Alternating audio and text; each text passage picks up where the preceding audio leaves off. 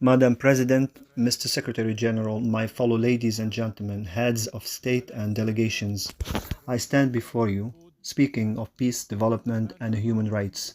While some of my people are being killed, parts of my land are occupied, and my country and my people hanged in a balance between life and death. This vortex takes me back 77 years to the committee that drafted the Universal Declaration of Human Rights in 1948.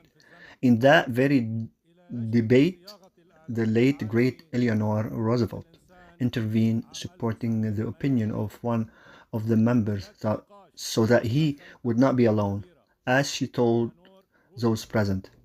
This dissenting member replied respectfully, Madam, believe me, what matters to me is not whether my opinion aligns with the majority or the minority, but rather that aligns with the truth.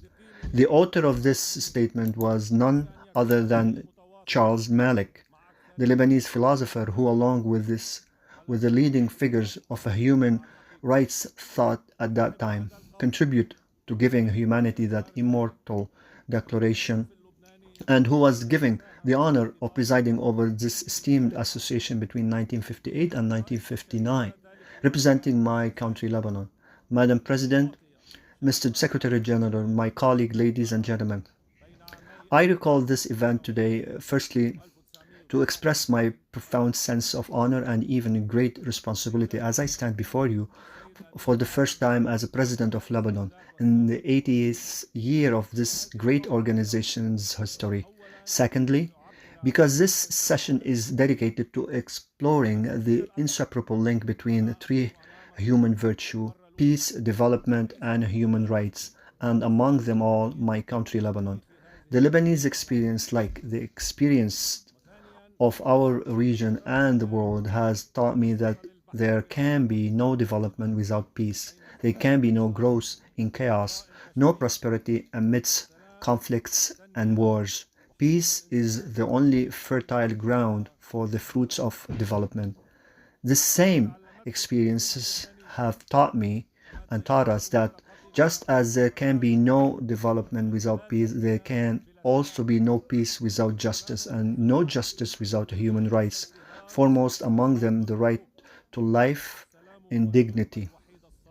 Without dignity, there is nothing on earth but the peace of the graveyard, and no growth except poverty, backwardness, violence, and bloodshed. Since the founding of this great organization, its charters, to which Lebanon was among the first signatories in 1945, has stipulated the necessity of saving future generations from scourge of war and living together in peace and good neighborness in using international instruments to promote the economy and social well-being of all people. These lofty principles have remained on the pages of our organization for 80 years, while the blood of our people countries continue to be spilled on the ground. And the reasons may be many: the authoritarian nature of humankind and the nature of relations between states, based on struggles for influence and hegemony, and the accumulation of power in every sphere. But another factor has fueled this tragedy for at least 30 years, especially since talk began here about a new international order. This factor is the problem of identity and pluralism within any society, or between societies and states, especially in the area of globalization, between humanity's need for the other and fear of others' identity.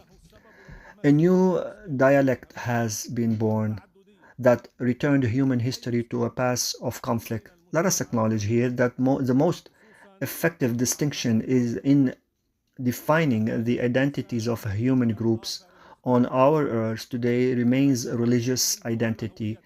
In its name, several countries have witnessed explosions with their neighbors, and others have suffered internal collapses in its name. A new bleak word has emerged between a West obsessed with Islamophobia and the fear of others, and an East haunted by the memory of colonialism and the remnants by an extinct religious war.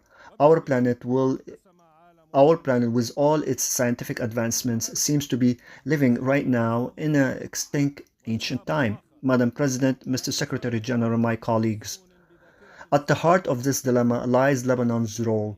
The reason for its existence is necessity for the region and its mission to the world amidst the global conflict of religious identities. There is one country called Lebanon where Christians and Muslims live different yet equal within a constitutional system that guarantees half of the seats in the parliament and the other half to Muslim. This is all under the umbrella of full citizenship of every human being, a citizenship open to any future development of this very system. It's a system that some have been criticized, but it is a unique system, was summarized by the late Pope John Paul II when he said, "It is more than a country, it's a mission of freedom and pluralism together for the West as well as the East." End of quote. And I repeat and emphasize of a freedom and pluralism together, for in a region where people are killed or kill because of their religious beliefs or even because of a religious symbol they carry, and in a troubled world caught between those who want to impose this religious expression and those who want to ban it, Lebanon emerged as a unique model, unparalleled and irreplaceable, a model worthy of existence. Indeed, its necessity for its region and for the whole world. A model that has allowed me, a Lebanese Arab, to be the only Christian leader of state from the far reach of Asia to the shores of Europe, and that my country, Lebanon, be a land of secular humanism, civil and religious simultaneously, without any kind of constraints, imposition, or prohibition. A model that compels every person committed to be a better future for humanity to ask themselves two questions. First, why is there any international and UN obligation to preserve Lebanon? And second, how can this be achieved? First, yes, there is a humanitarian duty to preserve Lebanon because if this model of coexistence between two religiously distinct yet completely equal communities collapse, there is no other place on earth suitable for replicating that experience. If the Christian presence in Lebanon disappears, that equation collapses, and with it, its justice. If the Muslim presence in Lebanon disappears, this equation also collapses, and with it, its moderation.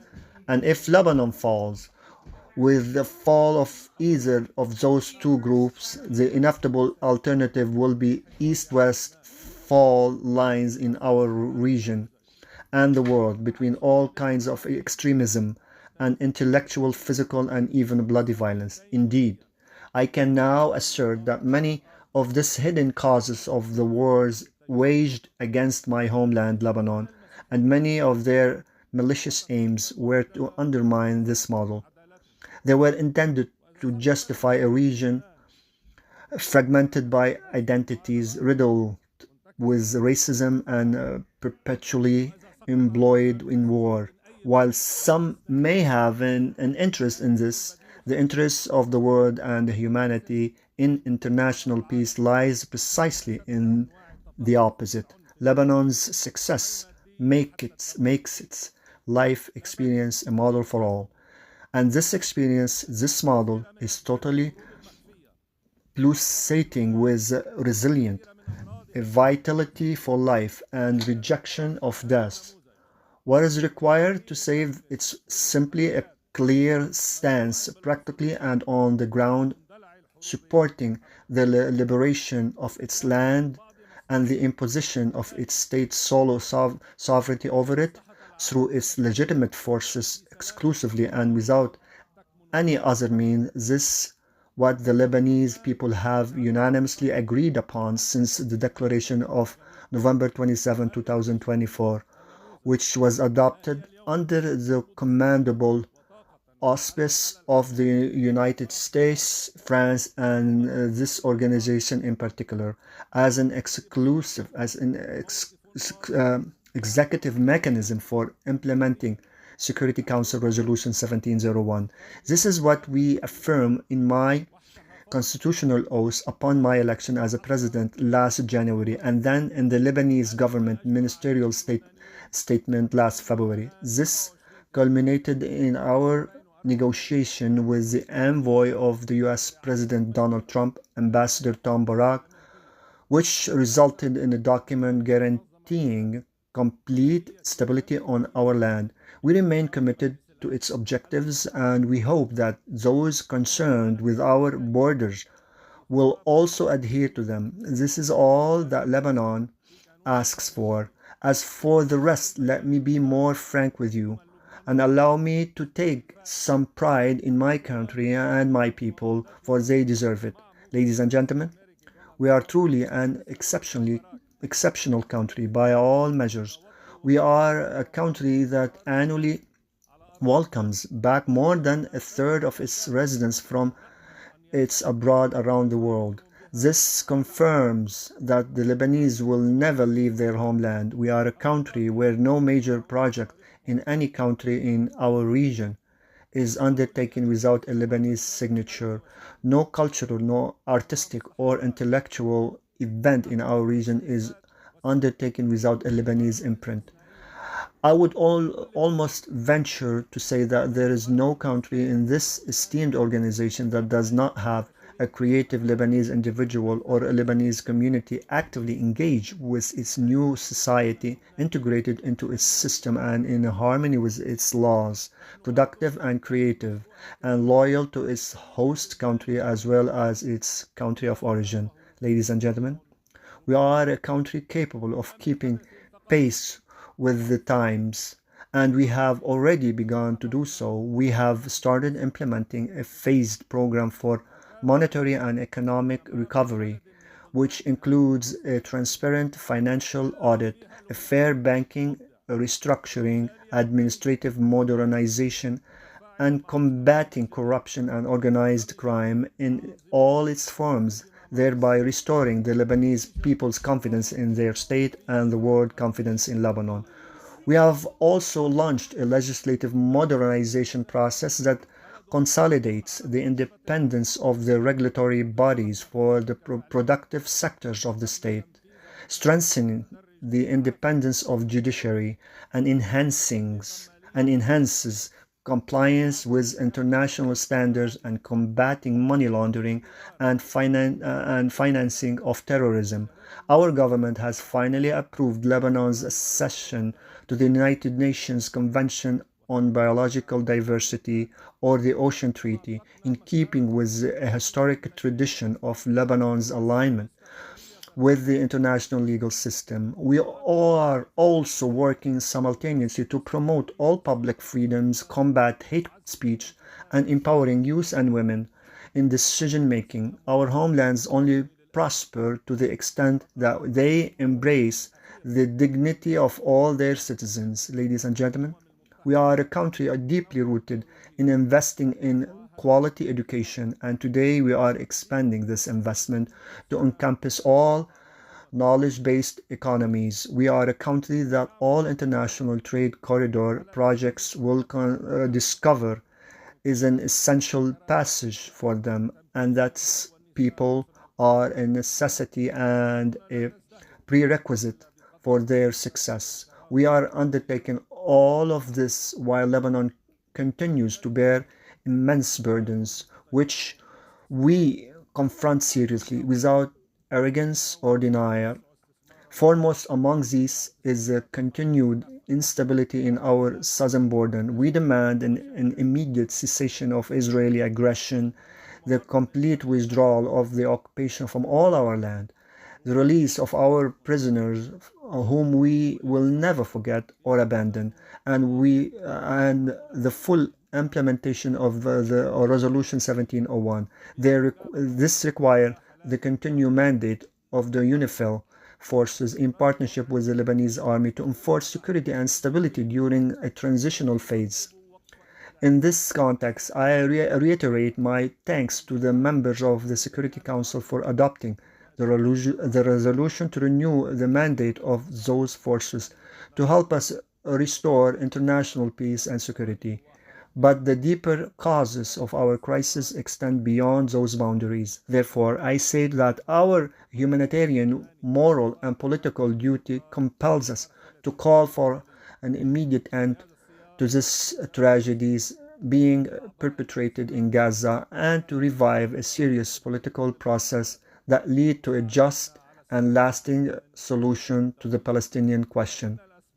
Based on the resolution of international law, the principle of two-state solution, and the right of both states to coexist in security and dignity, as recently affirmed by your General Assembly by a majority of 142 out of 164 states through the New York Declaration. The second burden Lebanon currently bears in the largest displacement crisis in its history relatively to its population. Our hope here rests on our partnership with the United Nations and its specialized agencies and our brothers in Syria in our direct negotiation with them, as well as with the appreciated appreciated sponsorship of the Kingdom of Saudi Arabia and to reach an agreement and understandings in various areas of our bilateral relations.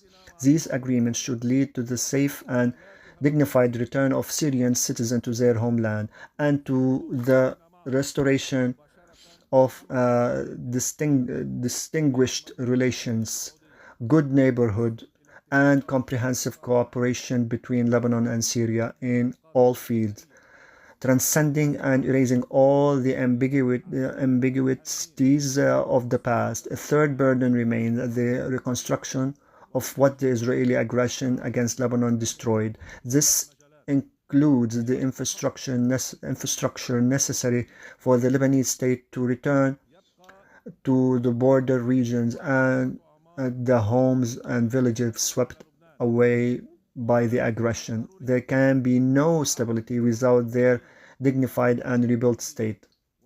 In addition to providing the necessary resources to our legitimate armed forces to carry out their duties in an exclusive defense of our land, we rely on the announcement, initiative, and commitment to organize a dedicated international conference to secure this. Ladies and gentlemen, in all that has been said, I assure you that Lebanon is not asking for privileges, rather, it is seeking a just and equitable international responsibility that will restore it to its rightful place and a haven for both freedom and pluralism. This is what we this is what led our esteemed assembly to adopt on September 16, 2019, Lebanon request to establish the Human Academy for Encountering and Dialogue on its soil. This decision was overshadowed by the series of crises of recent years. However, we have decided to revive it, to affirm to ourselves and to the entire world that Lebanon has returned to its rightful place among nations and to its rightful position within the United Nations and as a platform for the value of humanity and humanism. Ladies and gentlemen, I return in conclusion to the beginning of my speech, for I am now speaking about peace. While some of my people are being killed and some of my land is being destroyed, the struggle remains fierce between Lebanon being a land of life and joy, a platform for them to reach its region and the world, and being a hotbed of death and quagmire of wars, a launching pad for their spared To all its neighbors, we have made our decision and we will embody and implement for their choices. My appeal to you for the sake of peace in our region, for the good of the humanity, stand with us, do not abandon Lebanon.